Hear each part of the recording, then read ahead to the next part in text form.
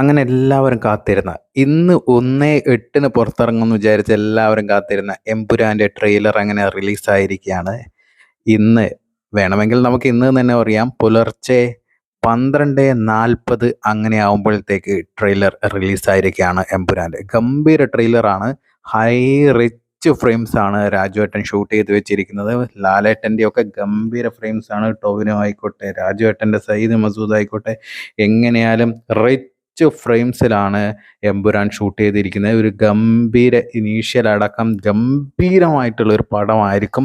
മലയാളത്തിൽ നിന്നുള്ള രാജുവേട്ടൻ പറയുന്ന പോലെ തന്നെ കന്നഡയിൽ നിന്നൊരു KGF വന്നു, തെലുങ്കിൽ നിന്നൊരു ബാഹുബലി വന്നു, ബോളിവുഡിൽ നിന്ന് ഒട്ടനവധി പടങ്ങൾ വന്നു. അതുപോലെ മലയാളത്തിൽ നമുക്ക് എന്തുകൊണ്ടായിക്കൂടാ എന്ന് പറയുന്ന പോലെ അതിനൊരു ഉദാഹരണമായിട്ട് മാർക്കോ തുടങ്ങി വെച്ചു ഒരു പാൻ ഇന്ത്യൻ അറ്റൻഷൻ. നോർത്തിലൊക്കെ അറ്റൻഷൻ തുടങ്ങി വെച്ചു.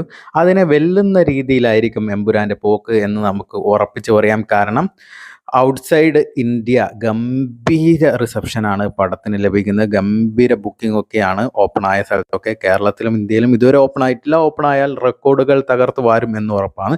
ട്രെയിലറിനെ കുറിച്ച് പറയുകയാണെങ്കിൽ ഗംഭീര ട്രെയിലറാണ്. ഒരു 3 മിനിറ്റിന് മേലുള്ള ട്രെയിലറാണ് പുറത്ത് വന്നിരിക്കുന്നത്. ഇന്ന് 1/8 പുറത്തിറങ്ങേണ്ട ട്രെയിലർ ഇന്നലെ ചില സാങ്കേതിക കാരണങ്ങൾ മൂലം ലീക്കായി. ചിത്രത്തിൻ്റെ ട്രെയിലർ ലീക്കായി. ഹിന്ദിയും തമിഴുമാണ് ലീക്കായത്. അതുകൊണ്ടാണ് ട്രെയിലർ ഇന്നലെ രാത്രി തന്നെ പുറത്തിറക്കേണ്ട അവസ്ഥ വന്നത്.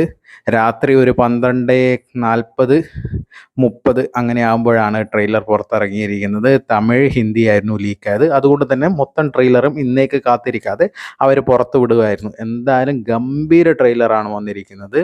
മലയാളം കണ്ട ഏറ്റവും വലിയ ഇനീഷ്യലായിരിക്കും എമ്പുരാൻ ലൂസിഫർ 2 നേടാൻ പോകുന്നത്.